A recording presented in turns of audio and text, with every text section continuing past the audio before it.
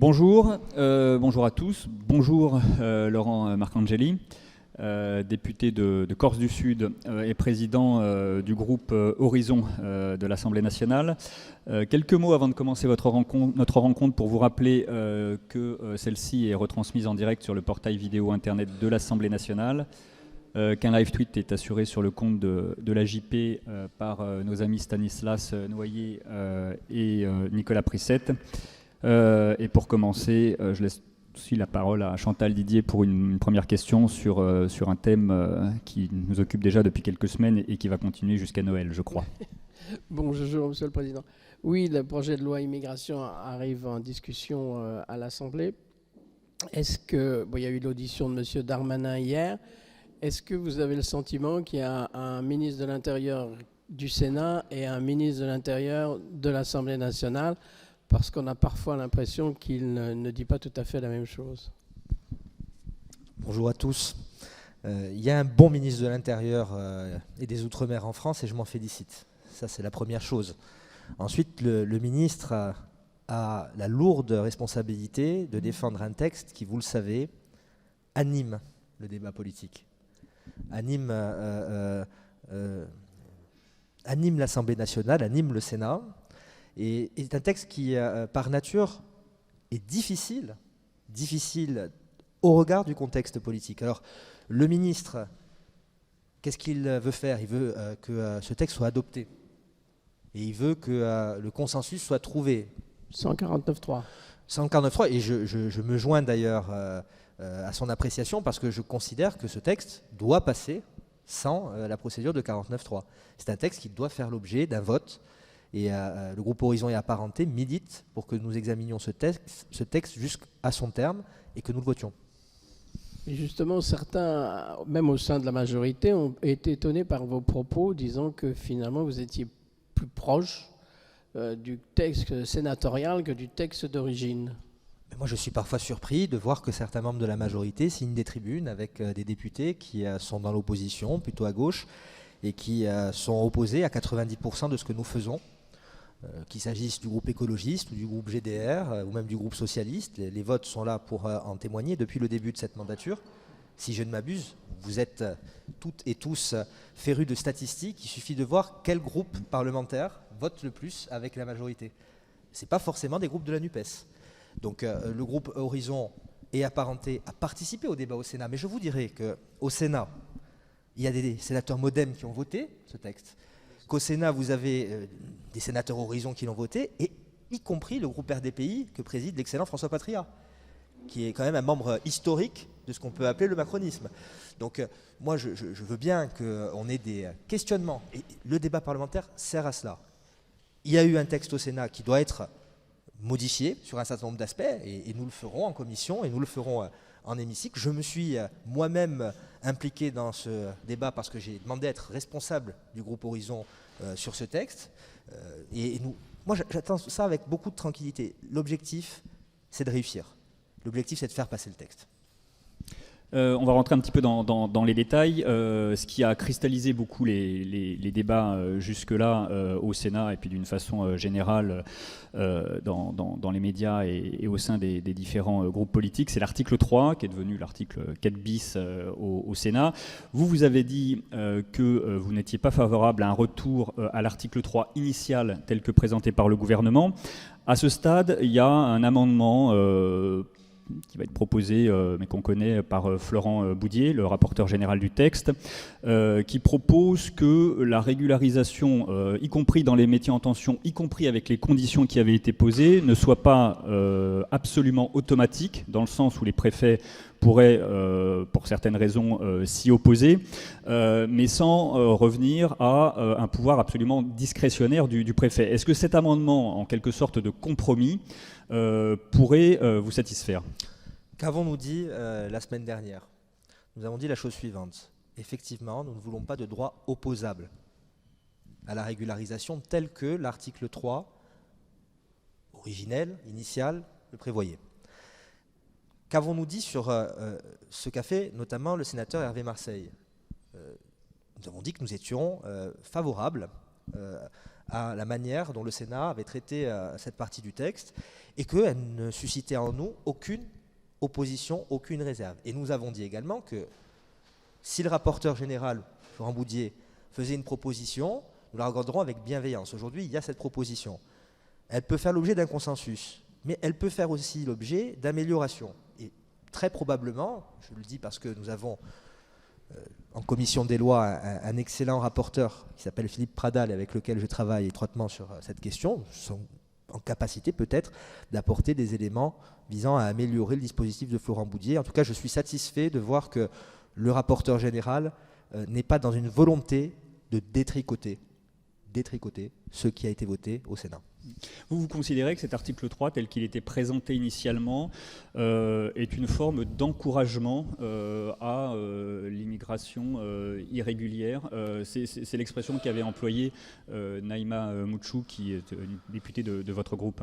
Moi je suis favorable à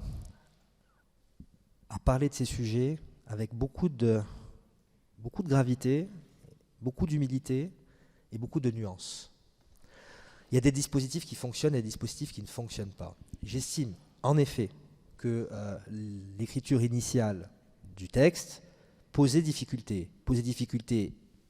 pratiquement, je dirais, légistiquement parlant, puisque effectivement vous aviez une forme de droit opposable qui aurait pu être de nature à favoriser des erreurs dans notre système migratoire.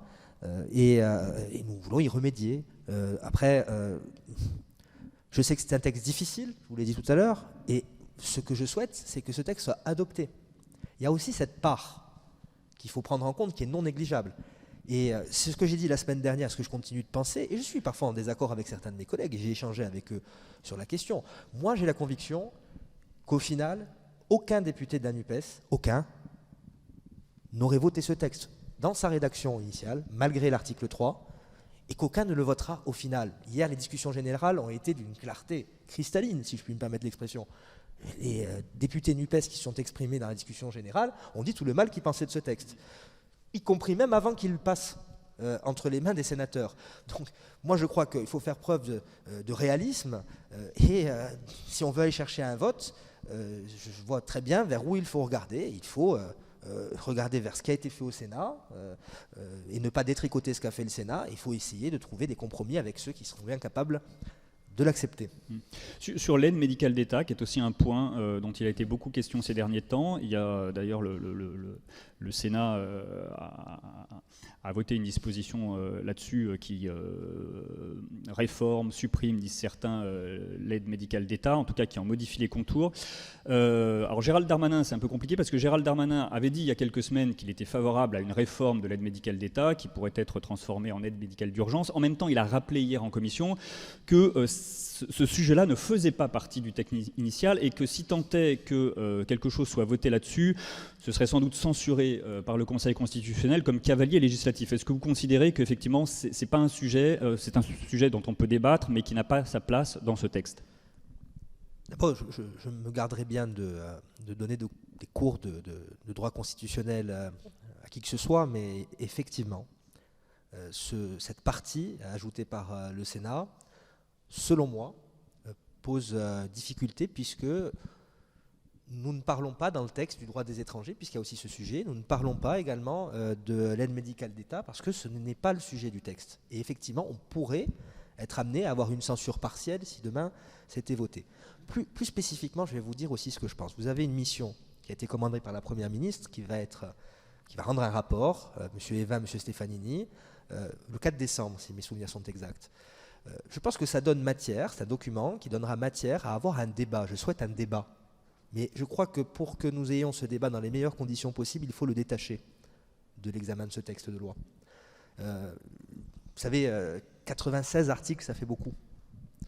Je pense que, notamment sur l'aide médicale d'État, peut-être faudra avoir une explication en commission et dans l'hémicycle, puisqu'il y aura une explication, l'avoir de manière sereinement, d'avoir de manière nuancée, mais renvoyer à une autre étape cette discussion, pas au calendrier grec, que les choses soient bien claires. Je n'ai pas peur, le groupe Horizon et Apparentés n'a pas peur de parler de l'aide médicale d'État, nous n'avons peur de parler de rien. Mais je crois que pour un souci d'efficacité et peut-être même de constitutionnalité, il serait bon que ce sujet ne soit pas abordé dans le cadre des débats sur la loi immigration. Hier, en commission des lois, Gérald Darmanin a dit que l'un des objectifs de ce texte, c'était de lutter contre l'écosystème qui permet l'immigration irrégulière, les parceurs, les marchands de sommeil, certains patrons. Est-ce que sur cet aspect-là du texte, vous considérez que notamment il y a un certain nombre de sanctions durcies qui sont prévues? Est-ce que vous considérez que, en la matière, le texte est satisfaisant, ou est-ce qu'il y a là-dessus des aménagements également à apporter? Il faut bien résumer en réalité ce que ce texte signifie et quels sont les objectifs du texte. Les objectifs du texte, c'est comment est-ce qu'on rend plus efficace la politique d'entrée sur le territoire national et de maintien ou pas d'un étranger sur le territoire national. Et ce à quoi vous faites référence, effectivement, ce sont également des connexions qui visent à durcir un certain nombre de choses, puisque nous le savons, vous savez, qu'il y a des profiteurs de système. Ils existent. Et de ce fait, ils sont hors la loi. Moi, je suis totalement favorable au fait de durcir les sanctions envers celles et ceux qui profitent de la misère, de certaines personnes qui croient pouvoir venir en France pour y trouver un emploi, y fonder une famille, alors que les critères qui sont ceux que nous voulons ajouter dans ces conditions d'admission au territoire national, ne peut pas les rendre compatibles avec ces gens. Et il y a des gens qui détournent la loi. Et il y a des gens qui gagnent de l'argent par rapport à ça. Et ces gens-là, je crois qu'il faut les frapper au portefeuille. Et je crois aussi, surtout, qu'il faut qu'ils soient jugés et condamnés lorsqu'ils font délibérément ce qu'ils font. Initialement, le texte avait été présenté comme un texte d'équilibre entre meilleure maîtrise de l'immigration et meilleure intégration. Il y avait une dimension qui avait été ajoutée en quelque sorte après l'attentat qui a eu lieu à Arras. Gérald Darmanin avait aussi expliqué que c'était un texte qui permettrait de mieux lutter contre le terrorisme. On entend moins parler, même s'il y a tout un volet expulsion qui peut concerner un certain nombre de terroristes potentiels, on entend moins parler depuis 2 ou 3 semaines de cet aspect du texte. Est-ce que vous considérez que dans le cadre de ce texte, il y a des mesures à prendre en la matière, ou est-ce que en réalité, c'est pas véritablement l'objet de ce texte-ci? Hier, le ministre a été assez clair, il me semble, puisque nous avons eu à subir l'atrocité d'Arras et que... Suite à ce drame absolu, vous avez encore eu les bien-pensants d'un côté, les mal-pensants de l'autre, et les adeptes des petites phrases. Tout ce débat sur le terroriste qui n'a pas pu être expulsé parce qu'il était arrivé avant 13 ans sur le territoire national. Le ministre a dit aujourd'hui que si le texte passait, ce genre de situation ne se produirait plus. C'est une réponse. Et qu'une personne, nonobstant le fait qu'elle soit arrivée avant l'âge de 13 ans sur le territoire national, présentant des signes de troubles à l'ordre public, de non-adhésion aux valeurs de la République. C'est l'un des éléments les plus fondamentaux du texte, notamment lorsqu'il s'agira de donner une régularisation à quelqu'un ou pas, ou de reprendre une régularisation, d'éloigner ou d'expulser quelqu'un. L'adhésion aux valeurs de la République. Parmi l'adhésion aux valeurs de la République, il y a le fait de ne pas prêcher le djihad et le fait de ne pas être dans une vision extrémiste de la pratique religieuse. L'argument des Républicains est de dire que ce texte sera inefficace parce qu'il y aura toujours après un juge qui utilisera la jurisprudence de la Cour européenne des droits de l'homme pour invalider la décision administrative. Et donc, tant qu'il n'y aura pas de réforme constitutionnelle, votre texte est de l'affichage et de la communication. Qu'est-ce que vous en pensez? Nous avons dit, dès le début, qu'il s'agisse du groupe, je l'ai dit la semaine dernière, je l'ai dit hier en discussion générale, qu'il s'agisse du président du parti Horizon, que ce texte était nécessaire, mais qu'il ne suffirait pas. Pourquoi?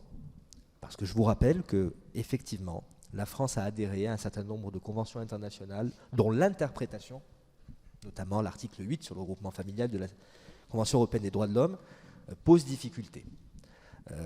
Je ne pense pas qu'il soit indispensable de procéder à une modification de la Constitution de la Ve République pour pouvoir demain permettre une meilleure interprétation de l'article 8. Je ne le pense pas. Je pense en revanche qu'il y a d'autres sujets le pacte de l'Union européenne sur l'immigration, qui doit aboutir. Ça, c'est un sujet. C'est un sujet qui ne regarde pas la vie parlementaire, qui ne pourra pas venir se nicher dans le texte de loi que nous allons travailler. Des traités avec des pays étrangers également. Notamment avec l'Algérie, oui. Oui, avec l'Algérie. Et nous aurons un débat le 7 décembre prochain à l'occasion de la niche LR qui portera sur la modification de la Constitution, mais également sur une proposition de résolution concernant le fait de rompre l'accord de 1968 avec l'Algérie. Je vous dis aujourd'hui très tranquillement que fidèle à ce que nous pensons et ce qu'a dit Édouard Philippe, qui d'une certaine manière a remis ce sujet sur la table, dont on ne parlait pas ou plus ou moins, qui a suscité d'ailleurs le dépôt de cette résolution le lendemain de la publication de l'interview dans laquelle il pensait qu'il fallait envisager cela. Le groupe Horizon votera, fidèle à ses valeurs, ses principes, il votera, sans pour autant être dans un détournement de de fonctionnement de nos institutions. La politique étrangère, elle est définie par le chef de l'État. Après, l'Assemblée nationale peut se saisir d'un certain nombre de sujets, ce n'est qu'une résolution, mais le patron, en matière de politique étrangère, c'est le président de la République. Serait-ce une aide à la décision? Nous avons les arguments que nous avons déjà développés sur la question concernant ces traités, mais vous voyez bien que sur l'immigration, pour revenir au début de votre question, nous avons adhéré à un certain nombre de valeurs et de principes par des traités et des conventions, que ce n'est pas que la loi qui peut régler un certain nombre de problèmes. Nous allons améliorer le système avec ce texte, mais nous ne réglerons pas tous les problèmes. C'est ce que j'ai dit hier en commission des lois, et c'est ce que nous pensons depuis le début. Vous disiez tout à l'heure que vous souhaitiez qu'un vote puisse avoir lieu sur ce projet de loi. C'est aussi le cas du groupe démocrate, c'est aussi le cas du groupe Horizon. Pardon, ça c'est vous, du groupe Renaissance. Est-ce que néanmoins, vous considérez qu'un 49.3 serait vraiment problématique? On sent en fait au sein de la majorité et même du gouvernement en réalité une certaine sérénité, entre guillemets, considérant qu'un 49.3 sur ce sujet-là serait sans doute moins mal vécu par l'opinion que sur la réforme des retraites, et que, in fine, les conditions du vote éventuel d'une motion de censure ne sont pas réunies. D'abord, un 49.3, c'est jamais anodin. Ça ne l'est pas en tout cas pour les parlementaires. C'est ce que ces derniers mois m'ont appris. La pratique de nos institutions, j'y suis attaché. D'ailleurs, je fais partie des députés qui n'ont jamais mis de pudeur de gazelle sur le déclenchement du 49.3, parce que ça fait partie des moyens prévus et définis par la Constitution, à laquelle je suis très attaché, celle de la Ve République, que d'ailleurs j'invite à ne modifier qu'avec une main particulièrement tremblante, puisque les débats sont légion sur les modifications constitutionnelles. Le 49.3, je ne le souhaite pas sur ce texte. Je ne le souhaite pas. Et je ferai tout, avec mes amis du groupe Horizon et Apparentés, pour faire en sorte que nous n'aboutissions pas sur un 49.3. Ensuite, je suis membre de la majorité présidentielle. Je suis attaché aux principes définis par la Constitution. Je n'ai jamais crié et hurlé lorsque les 49.3 ont été décidés par le président de la République et la Première ministre. Je n'ai pas l'intention de commencer à le faire sur ce texte comme sur d'autres. Voilà. Mais je ne le souhaite pas.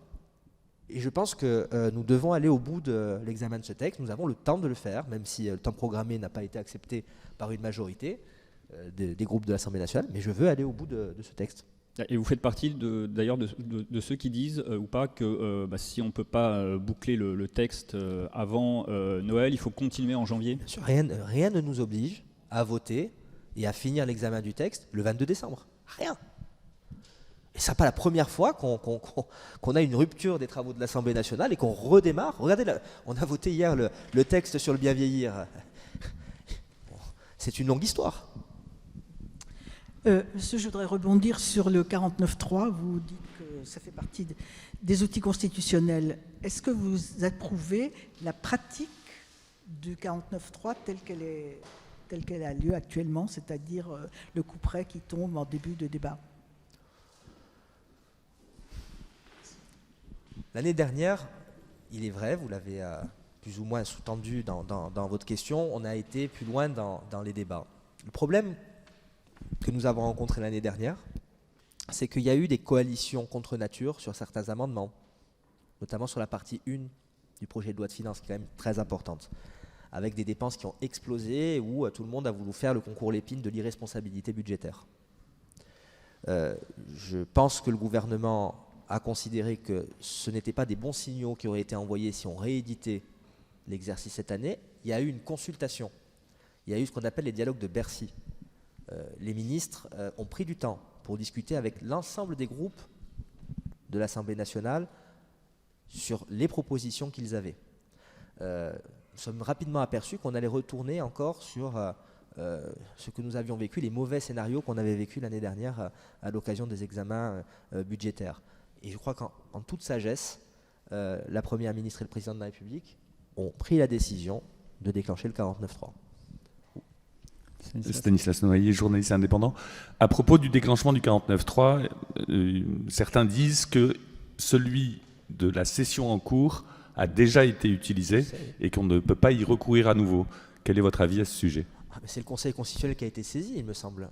Et il donnera une décision. Je crois que c'est le groupe Rassemblement National, si mes souvenirs sont exacts, qui a saisi le Conseil constitutionnel, notamment sur la loi de programmation des finances publiques, puisqu'elle a été votée après une procédure 49.3, et elle pose la question de savoir si ce vote est inclus dans la session ordinaire. On est dans de la technique parlementaire. Bon, moi je veux revenir sur le 49.3, sur le principe. Je rappelle, et je le fais depuis maintenant un peu plus d'un an, que le gouvernement a remis sa responsabilité entre les mains de l'Assemblée nationale à 17 reprises. C'est-à-dire que l'Assemblée nationale peut très bien à un moment dire au gouvernement « Terminé, vous tombez ». Ça n'a pas été le cas, ça a failli être le cas là, il y a quelques mois, sur la réforme des retraites pour 9 voix. Ceux qui persistent à dire que la pratique du 49.3 est antidémocratique, je pense sincèrement que soit ils ont mal lu les textes et donc ne comprennent pas la pratique, mais je pense plutôt qu'ils sont dans un exercice de mauvaise foi particulièrement carabiné. Oui, pardon. Oui, Stéphanie Lerouge de l'AFP. J'aurais à nouveau une question sur ce 49.3, puisqu'on a l'impression qu'il y a une question stratégique, mais c'est aussi peut-être une ligne politique qu'il y a derrière ce sujet. Ne pas utiliser le 49.3, c'est nécessairement aller chercher les voix de la droite. Utiliser un 49.3 comme n'a pas peur, semble-t-il, de le faire Sacha Houlié, c'est peut-être pouvoir rester plus fidèle à l'équilibre originel du texte. Donc en ce sens-là, pourquoi ne pas utiliser le 49.3, sachant que le PS a dit qu'il ne voterait pas une motion de censure sur ce sujet-là, que Liot ne le fera pas vraisemblablement, donc vous êtes prémunis d'une motion de censure sur ce sujet. Le scénario que vous étiez en train de développer est pour moi la solution de la facilité. La solution de la facilité. Voilà. C'est un sujet que nous devons affronter. Et je ne souhaite pas me réfugier derrière un 49.3 de principe, à titre, je dirais presque... ce serait un 49.3 de confort, en fait, si je suis un peu le raisonnement.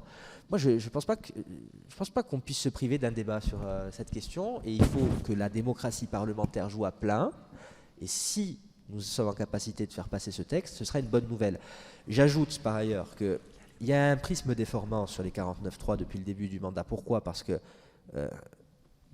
en réalité, mis à part le texte sur les retraites, ce sont surtout les textes financiers qui ont été sanctionnés d'une certaine manière par le déclenchement du 49.3.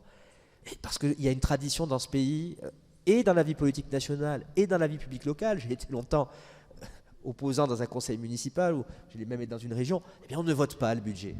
Alors il s'avère que pour pouvoir faire passer le budget de la France et le budget de la sécurité sociale, il y a des tas de partis. Et que sur chaque parti, la Première ministre, elle est obligée de déclencher un 49.3. Donc il y a une espèce de forme d'abondance dont vous verrez très probablement nous ne parlerons plus dans quelques mois. Et je l'espère certainement pas avant les vacances de Noël. Parce que les autres textes que nous avons passés, la cinquantaine de textes qu'on a passés, on les a passés 149.3. Il y en a encore un qui est passé hier, puis il y en aura d'autres qui passeront encore. Et que la démocratie parlementaire, parfois, eh bien, sur certains sujets, notamment les sujets financiers, elle est obligée de passer par l'utilisation des outils à disposition, dont le 49.3. Nicolas et puis François. Nicolas Prissette pour la Tribune Dimanche. C'est une question qui prolonge celle de mes confrères, pourquoi vous liez les mains aux Républicains, dont les projets sur l'immigration sont quand même dans une perspective de radicalité qui n'est pas celle de la majorité. Donc pourquoi à tout prix vouloir aller au vote en faisant des concessions qui risquent d'aller très loin par rapport à ce que vous êtes en termes de majorité originellement, et pas maintenir le projet et sa philosophie initiale avec donc le 49.3 que vous dites refuser. Merci. Nous avons, depuis le mois de juin 2022, défini une chose qui était mathématiquement démontrée, c'est qu'il n'y a pas de majorité absolue et que donc sur chaque texte, il faut aller chercher des consensus. Je crois que la vision de la NUPES sur la problématique migratoire et sur l'asile est beaucoup plus éloignée d'abord de la réalité et de la majorité que celle des Républicains, ce qui ne signifie en rien que je souscris pleinement, sans nuance, à tout ce que disent les Républicains sur les questions migratoires. Ce n'est pas le cas. En revanche, lorsque je discute avec certains députés, certaines députées des Républicains, dont j'ai fait partie, je vous le rappelle, jusqu'en 2017, je me trouve parfois en cohérence. Et avec certains, beaucoup moins.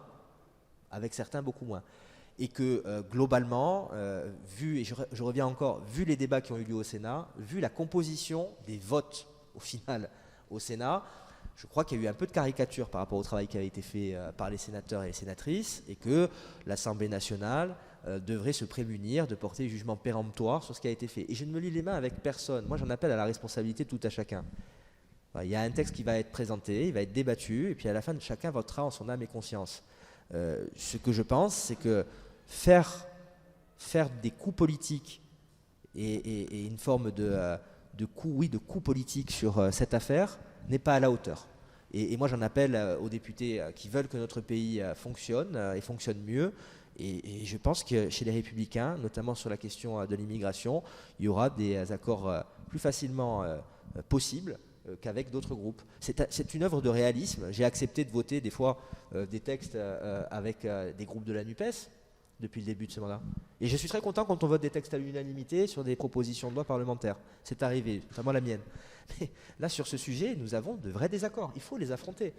Voilà, il faut les affronter. Et je sais que dans la majorité, certains préféreraient autre chose. Mais vous savez, il y a une chose dont on ne parle pas beaucoup depuis le début. Qu'est-ce que pensent les Français? Qu'est-ce qu'ils pensent? Ils sont sur la version NUPES, globalement, ou ils sont sur une vision où ils veulent un peu plus d'ordre? Me semble que les enquêtes d'opinion, qui ne sont que des enquêtes d'opinion, ont donné leur verdict. Donc moi, je me lie surtout avec les Français. C'est ça qui m'intéresse, pas les Républicains, pas le RN, pas les écologistes ou le Parti communiste français. C'est ce que disent les Français, c'est ce qu'ils me disent chez moi, et c'est ce qu'ils disent dans toutes les circonscriptions du pays, à quelques exceptions près. Oui, François Gervais, Horizon Politique. Justement, pour cette majorité que vous souhaitez, où la trouvez-vous? Patria, le président des Renaissances, disait, bon, on compte beaucoup sur l'IOT, par exemple. Est-ce que vous comptez avoir des soutiens en dehors de LR et l'abstention? Comment trouvez-vous cette majorité future? Vous l'avez déjà dit, vous avez plusieurs possibilités. Vous avez le groupe LIOT, qui, je vous le rappelle, est doté d'un rapporteur sur une partie du texte, M. Servat, qui portera notamment sur les territoires et départements d'outre-mer. Et c'est très bien, je pense, qu'il y ait une partie spécifique, parce que quand on parle par exemple de Mayotte, j'étais hier à côté d'Estelle Youssoufa en commission des lois. J'ai fait un rapport d'information sur la question de l'immigration en Méditerranée, c'était ma partie, et dans l'océan Indien, c'était la sienne. Il faut qu'il y ait ce sujet-là. Je pense que c'est de nature éventuellement à convaincre nos collègues LIOT, une majorité de nos collègues LIOT, d'apporter un regard favorable à ce texte. Et hier, le responsable de texte, qui est le co-président du groupe LIOT, M. Negelen, a été, je pense, plutôt constructif dans son intervention. Et ensuite, vous l'avez dit, vous savez je pense qu'il y aura des députés LR qui vont voter le texte. Je pense qu'ils vont voter pour. Je pense qu'il y en a qui vont s'abstenir. Et je pense qu'il y en a qui voteront contre. Je ne pense pas que du côté de la gauche, il y ait un vote pour ou une abstention. Malgré le fait demain, même si demain on revenait à un article 3 originel, voire même qu'on irait encore plus loin que l'article 3 originel tel que prévu. Donc moi j'appelle au bon sens de tout à chacun. Si on veut que le texte passe, ou sinon voilà, on dit 49.3, je vais être assez contrarié si ça se passe comme ça, et je pense qu'une majorité des députés de la majorité seront contrariés si ça se passe comme ça. Voilà, on va gâcher le débat. Jean-Michel et puis Stéphanie à nouveau.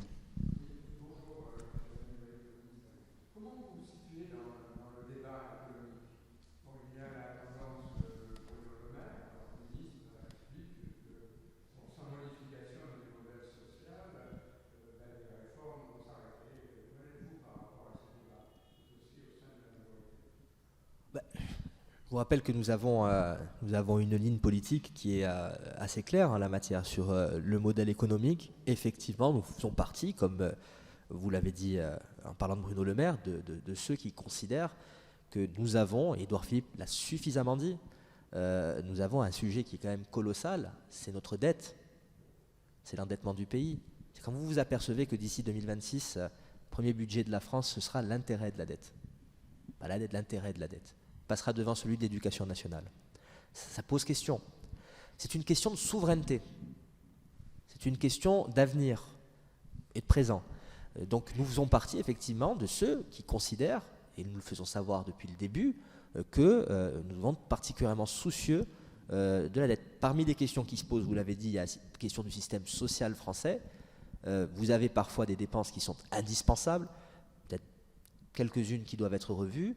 Et il y a la question du fonctionnement de l'État, qui est un sujet particulièrement complexe, avec des économies certainement à aller chercher, parce que si j'ai bien cru comprendre ce que le ministre de l'économie et le ministre des comptes publics ont dit dans le nouveau hebdomadaire du dimanche, que je lis avec beaucoup d'intérêt, c'est qu'on va aller chercher des sources d'économie. Et ça doit être fait. Et ça aurait dû être fait depuis longtemps, mais nous avons été confrontés à certaines difficultés. Donc moi je suis dans cette ligne-là. Enfin, vous savez, je suis dans la ligne d'Édouard Philippe, en règle générale, assez souvent. Voilà, sur cette question. Vous considérez qu'en termes d'économie, dans ce budget, déficit, dette, le compte n'y est pas tout à fait, qu'on aurait pu faire plus? Mais vous savez, nous avons eu aussi le débat sur la loi de fin de gestion. Je sais qu'elle a suscité interrogation chez certains députés de la majorité qui sont aussi attachés au sérieux budgétaire et au fait de ne pas laisser déraper nos déficits et notre endettement. Voté sans 49.3 d'ailleurs, cette et il a loi été de fin de voté sans gestion. 49.3. Donc vous voyez que le fait d'aller jusqu'au bout d'un vote, ça a parfois un prix. Mais néanmoins, je fais partie de ceux qui pensent que même si ce n'est pas très sexy, comme souvent on le dit, et puis qu'il vaut mieux dire aux gens qu'on peut dépenser sans compter, je crois qu'il faut avoir véritablement une position clairement affichée. Nous ne pouvons pas nous permettre, je le pense, d'être tranquille avec le fait que demain, l'intérêt de la dette va être le premier budget de dépenses de la France et que notre souveraineté peut être à tout moment être mise à l'épreuve si nous continuons dans cette voie-là. Donc moi, je fais partie de ceux qui regardent la vérité en face et la réalité en face, et je suis totalement d'accord avec ce que dit Bruno Le Maire. Oui, concrètement, pour voir un peu ce que ça pourrait donner pour les Français, faut-il durcir les règles du chômage des seniors? C'est une question qui est sur la table, mais je crois qu'il faut c'est une question qui est sur la table qu'il va falloir encore une fois, je vais peut-être être un député très ennuyeux, mais voir avec beaucoup de nuances. Tout ne se vaut pas. Et le problème que nous avons aujourd'hui dans le débat politique, c'est que dès qu'une proposition est mise sur la table, on regarde le titre. Si possible, on le rend le plus court possible, le plus percutant, et après, on part dans le décor parce que chacun a une interprétation. Donc il y a des dispositifs, à mon avis, qui peuvent faire l'objet d'économies. C'est une réalité. Je crois qu'il faut faire particulièrement attention au curseur. À chaque fois, c'est une question de dosage. Mais vous avez d'autres sources de dépenses. Moi, je fais partie de ceux qui considèrent déjà que si nous mettions sur la table de manière claire, distincte, ce que nous coûte la fraude fiscale, ce que nous coûte également la fraude sociale, ce serait déjà un exercice de vérité et un exercice de justice et d'équité.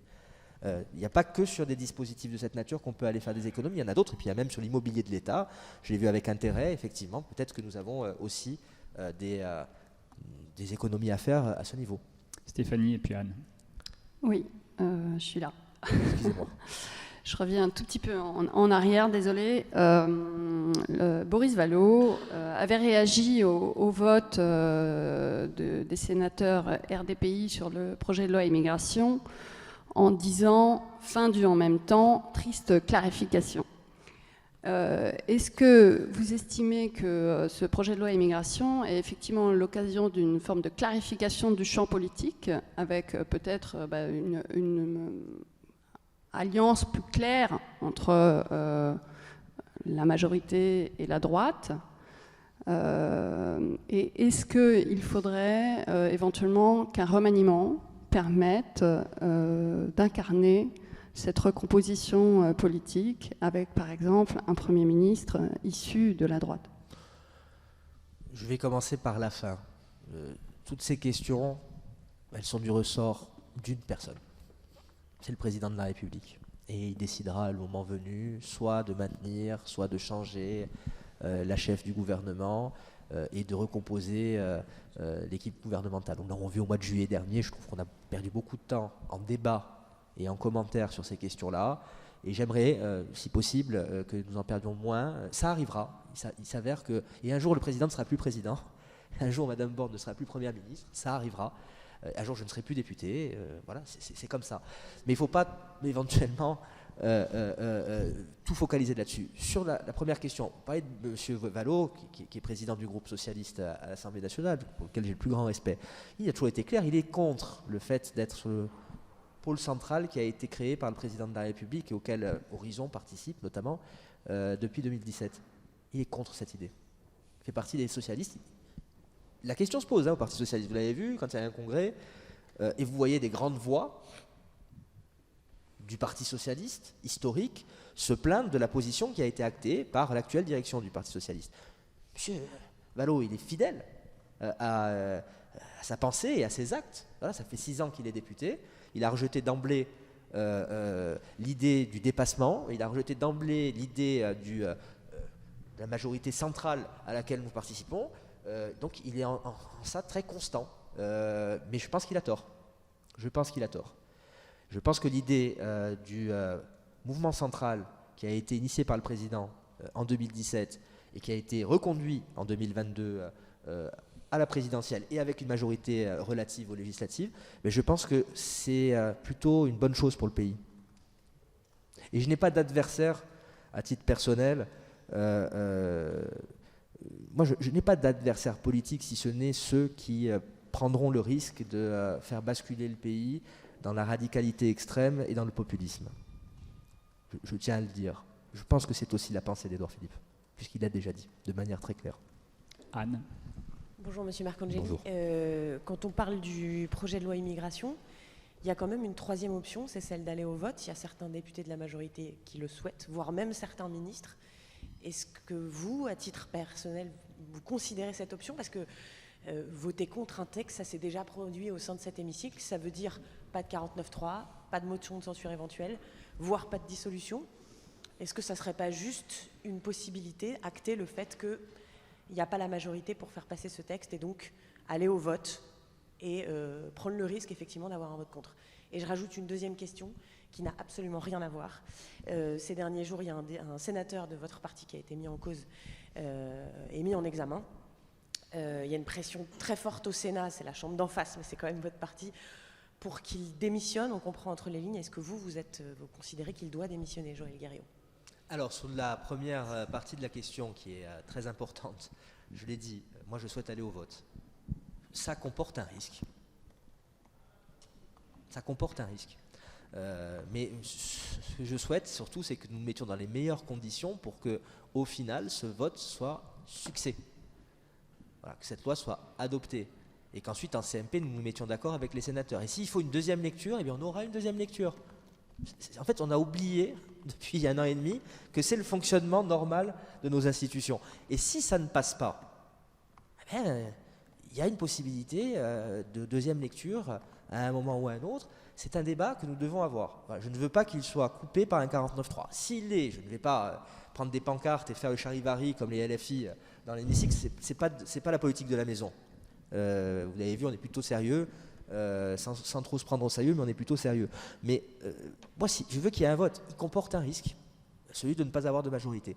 À nous, je dis bien à nous collectivement, gouvernement, majorité, de faire en sorte d'aller chercher cette majorité, fût-elle relative, parce qu'elle peut être relative, sur le texte immigration.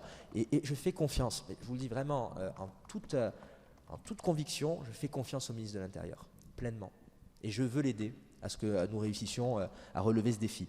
Sur une affaire, une triste affaire à laquelle vous faites référence, moi je m'en remets uniquement à ce que j'ai participé à dire, puisque je suis membre du bureau politique d'Horizon. Samedi, nous nous sommes réunis et nous avons pris une décision. C'est celle de suspendre, dans un premier temps, à titre conservatoire, le sénateur en question. Peut-être que demain, les statuts du parti le permettent, il sera définitivement exclu. Ensuite, il y a une justice qui est saisie. Et il y a une victime. Je lui témoigne toute mon affection et tout mon soutien. La justice est saisie. Ce que je peux regretter, c'est que je vois des déballages judiciaires particulièrement précis sur les plateaux télé. Bon, voilà, chacun se défend comme il peut.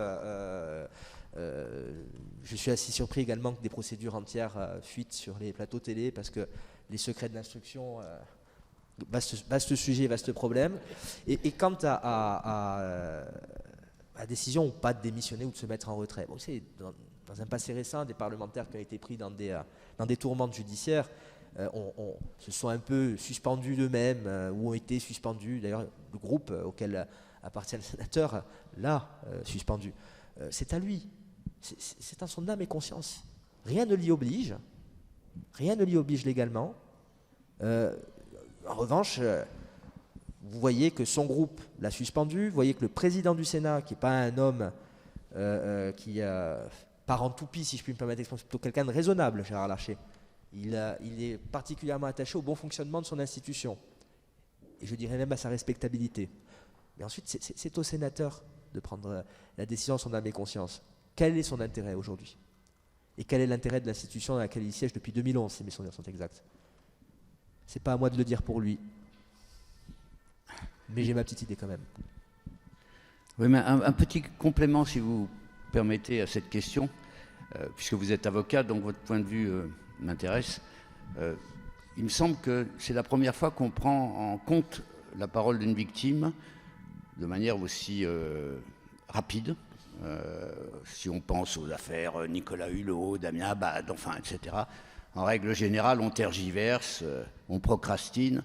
Alors, est-ce qu'il faut croire qu'enfin, on accorde plus de crédit à la parole d'une femme, surtout peut-être parce qu'elle est députée, ou bien, diront les adversaires, s'agit-il d'un recul de la présomption d'innocence?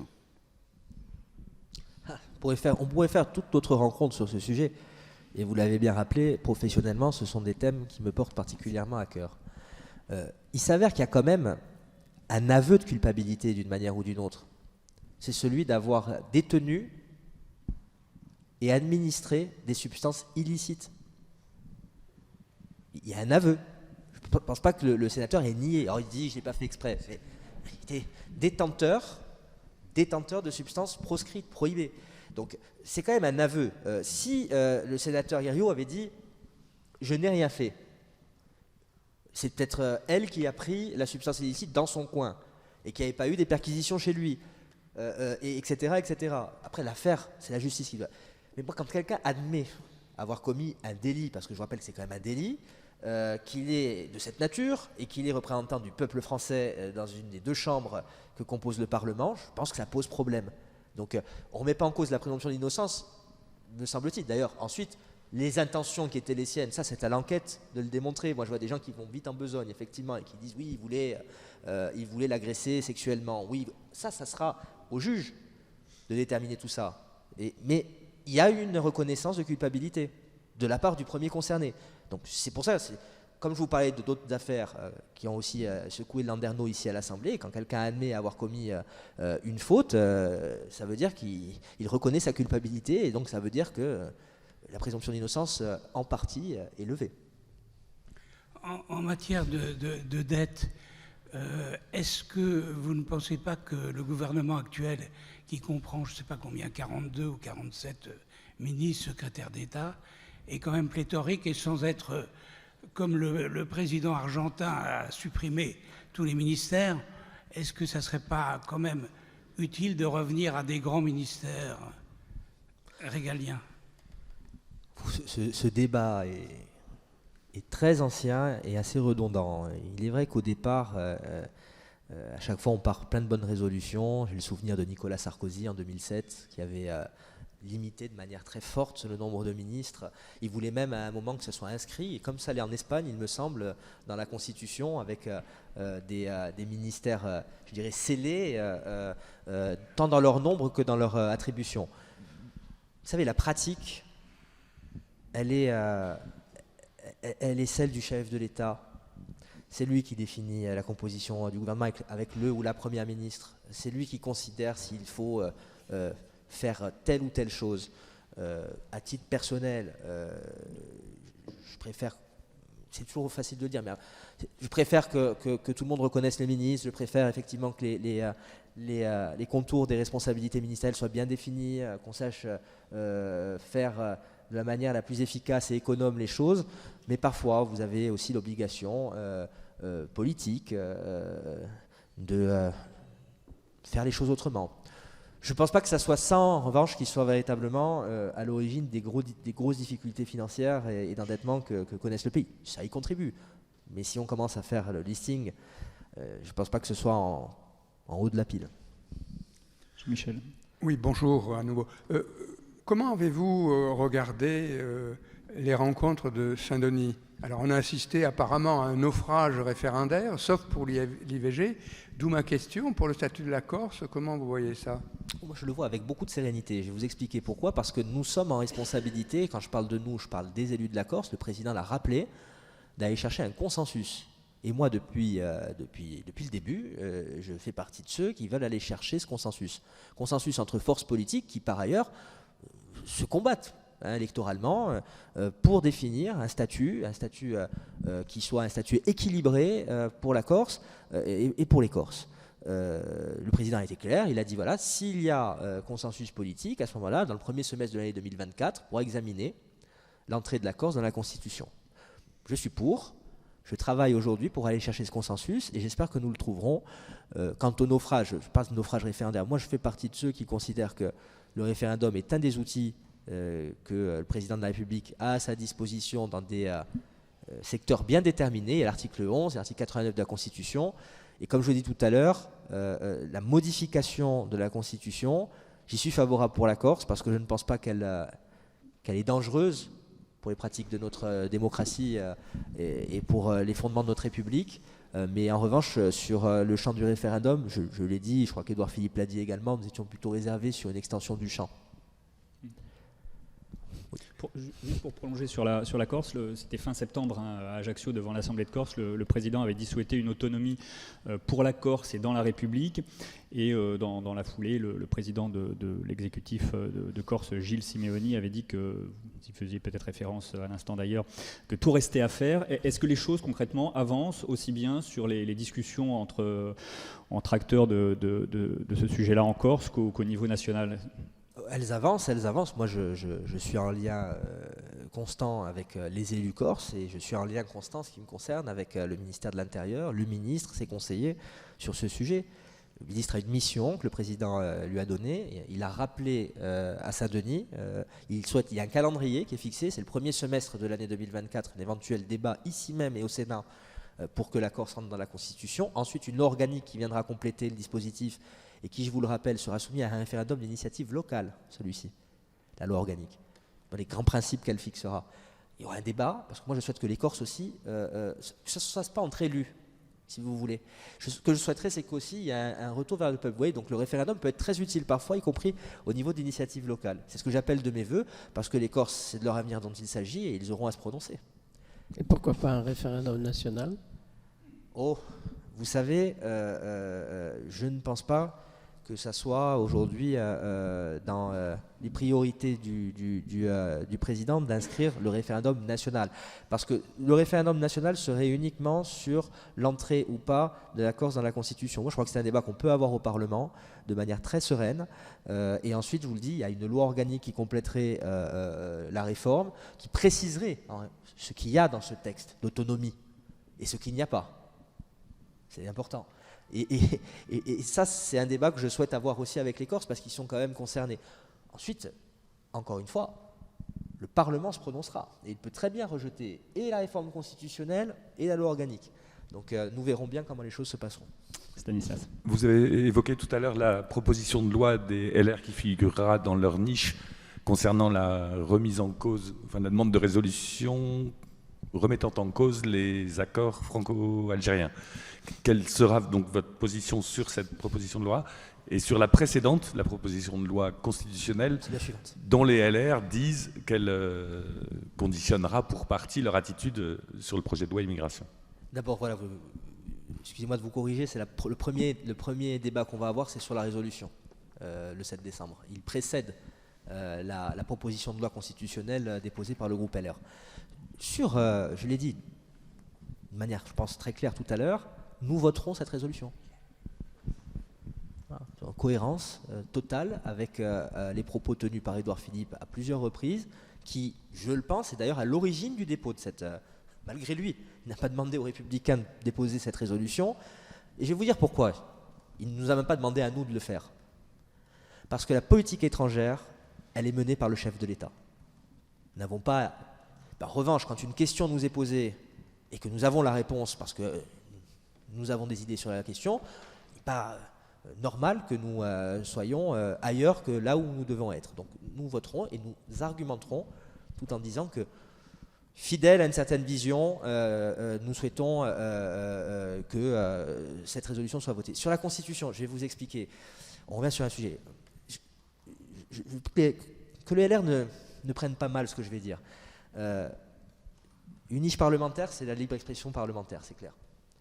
Mais proposer la modification de la Constitution un jeudi alors que vous avez une résolution et je ne sais pas combien de textes législatifs, etc., lorsqu'on se veut défenseur des institutions de la Ve République, puisqu'on se place dans l'héritage de celui qui les a fondées, ça me pose question.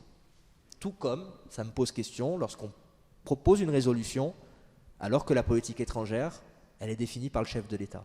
On ne peut pas être pro-Ve République et en même temps la dévoyer. C'est ce que je veux dire. Et je trouve que les Républicains, en insistant sur ces affaires de modification constitutionnelle, prennent tout de même le risque de bouleverser les équilibres de notre Constitution telles qu'elles ont été souhaitées par Michel Debré et le général de Gaulle. Et ça, c'est une question de fond. Ensuite, on examinera de manière bienveillante, comme pour les autres, la niche parlementaire LR, et on aura des arguments. Nous avons commencé à travailler sur cette question, le groupe Horizon travaillera, il y aura un orateur ou une oratrice sur chacun des textes, et voilà, et nous voterons pour, parfois, contre d'autres, peut-être même qu'on s'abstiendra, mais voilà, il y aura un débat très serein. Jacques Hébert, indépendant, il y a une petite musique qui est en train de monter qui concerne le non-cumul des mandats. Oui. En clair, les gens disent, quand je vote, si je pouvais voter pour un élu local, je le sais, je le connais et tout, tandis que là, je vote pour un député ou une femme, et je ne le connais pas, mais je connais son parti, donc je vote uniquement pour son parti.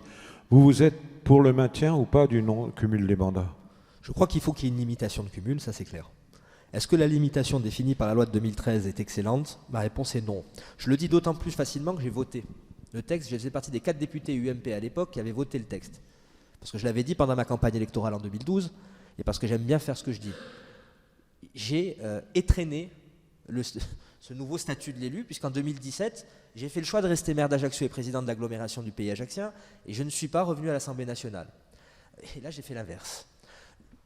Je pense que, sans pour autant revenir au système antérieur, il serait peut-être bon, je dis bien il serait peut-être bon que les députés, sénateurs et députés européens puissent au moins être adjoints au maire, vice-président de département, vice-président de région, pour être confrontés à la gestion locale de proximité. Qu'il serait bon aussi qu'un député puisse être membre d'un conseil de surveillance d'hôpital. Ce serait encore mieux quand il siège à la commission des affaires sociales. Peut-être que s'il est conseiller municipal et qu'il peut être membre d'un conseil de surveillance d'hôpital, ça serait bien. C'est bénévole. Je suis pour d'ailleurs qu'on règle de suite la question financière. Le député sera payé seulement en tant que député et pas en tant qu'adjoint au maire ou vice-président du conseil départemental ou régional. Mais je crois que ce serait bien peut-être de la modifier comme ça. Parce que je ne crois pas trop aux effets de seuil démographiques. Quand on me dit oui, le maire de moins de 10 000, d'abord ça ne passera pas, constitutionnellement parlant. Voilà, il n'y a pas les maires des petites communes et les maires des grandes communes. Et je crois que si on veut demain rendre cela plus efficace, il faudra peut-être en passer par une amélioration du système qui, à mon avis, aujourd'hui est un peu vicié, comme vous le disiez. Effectivement, vous avez peut-être des députés qui sont trop loin de la gestion publique locale, alors qu'ils le souhaiteraient. Très bien. Marie-Claude demande, donc effectivement, en ce moment se tient le congrès des maires. Que pensez-vous de ces élus qui se plaignent justement d'un mal-être très important? Et comment ça se passe sur votre territoire, sur votre circo en tout cas? C'est dur. Vous savez, l'engagement politique, il est difficile. Moi, j'en retire quand même beaucoup de gratification à titre personnel. Je fais quelque chose que j'ai toujours voulu faire. Et je suis heureux de participer à la vie de la nation, à la vie de mon territoire.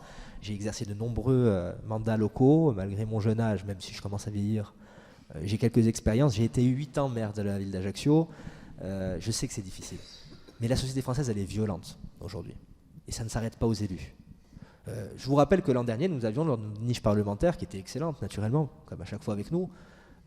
Nous avions proposé un durcissement au niveau pénal pour les personnes récidivistes contre les représentants élus, contre les autorités et contre les personnes dépositaires de services publics. Il est là le débat. Il faut aussi à un moment que l'ordre soit respecté et qu'à un moment les sanctions soient appliquées. Vous avez parfois des gens qui récidivent, qui brutalisent des infirmiers ou des professeurs parce qu'ils ne mettent pas la bonne note au petit ou à la petite. Tous ces comportements-là, à un moment, doivent être réprimés de la manière la plus forte qui soit. Et naturellement, un élu, il est dépositaire de quelque chose de très important, qui dépasse la femme ou l'homme qui est derrière l'écharpe. Et je partage leur inquiétude. Mais c'est une inquiétude, pour ce qui me concerne, qui est beaucoup plus généralisée sur le mode de vie en France. Comment pouvons-nous accepter que des gamins aillent empoignarder un autre gratuitement? Comment pouvez-vous accepter, voilà, je vous disais tout à l'heure qu'un professeur ait peur, se censure lorsqu'il transmet son savoir? Comment accepter qu'une infirmière ait peur d'exercer ses responsabilités ou un médecin? C'est pas acceptable. Et pour cela, je ne vois qu'une seule réponse, c'est la fermeté et la punition. Stanislas ? Il y aura, je crois, jeudi le verdict de la Cour de justice de la République concernant M. Dupond-Moretti. Est-ce que vous pensez que s'il était condamné, il devrait démissionner? Tout ça appartient au chef de l'État. Alors, je ne vais pas préjuger de ce que va dire la Cour de justice de la République. Par contre, je vais vous dire une chose. J'y suis particulièrement attaché parce que je le pense. Je crois que l'histoire rendra à Éric Dupond-Moretti d'avoir été un très grand garde des Sceaux. J'en ai la conviction. Je parle en connaissant un peu les questions de justice. J'en ai été un auxiliaire, moi aussi, comme lui, un avocat. Je crois que quand on verra la rétrospective, on verra les efforts qui ont été réalisés sous son mandat. Je crois que la justice lui sera rendue à ce niveau-là. Je ne me prononcerai pas sur le reste. Ça appartient à la Première ministre, au Président et à l'intéressé lui-même. Dernière question, s'il n'y en a pas d'autres. On va inaugurer cet après-midi à 14h le nouveau format des questions au gouvernement, avec désormais une séance plus courte le mardi et une séance de 3/4 d'heure le mercredi avant que les ministres filent au Sénat pour l'autre séance de questions au gouvernement. Je crois d'ailleurs que vous posez une question cet après-midi. C'est une bonne idée de vouloir redynamiser ce moment de contrôle parlementaire? Nous sommes dans une période expérimentale. Vous le savez, ce sera jusqu'à la mi-février que nous serons sur cette formule. On va la tester et on va voir si elle est de nature à rendre meilleur l'exercice de contrôle que sont les questions au gouvernement. Je jugerai sur pièce. Moi, le groupe Horizon, majoritairement, était opposé à cette version. Majoritairement. Je l'avais fait savoir à la présidente de l'Assemblée, mais visiblement, un accord a été trouvé entre les différents groupes politiques de l'Assemblée nationale. Donc, on va voir comment ça fonctionne. Et votre question cet après-midi portera sur Ma question posera sur un sujet qui me tient à cœur. C'est dans le cadre de la protection de notre jeunesse et des enfants. C'est sur les réseaux sociaux. Vous le savez, j'ai fait voter à l'unanimité une loi qui a été promulguée par le président de la République le 7 juillet dernier, qui était dans notre niche parlementaire du mois de mars. Elle rencontre des difficultés dans son application par rapport à l'Union européenne. Le commissaire européen Thierry Breton en a parlé sur France Info lundi. Donc je vais poser une question parce que je souhaite que cette loi soit appliquée, parce que je crois qu'au-delà de cette loi, il y a quand même une vraie question qui se pose par rapport à Internet et par rapport aux réseaux sociaux. Il y a des problèmes très lourds, très inquiétants, et je pense que c'est un sujet qu'il ne faut pas lâcher. Merci Laurent Marcangeli pour cette heure qui est passée très, très vite. Merci à tous, on se retrouve la semaine prochaine, toujours à 11h30, vous savez désormais, justement parce que la nouvelle séance de questions au gouvernement à 14h pendant au moins 10 semaines change un peu l'organisation de la journée à l'Assemblée. Merci à tous.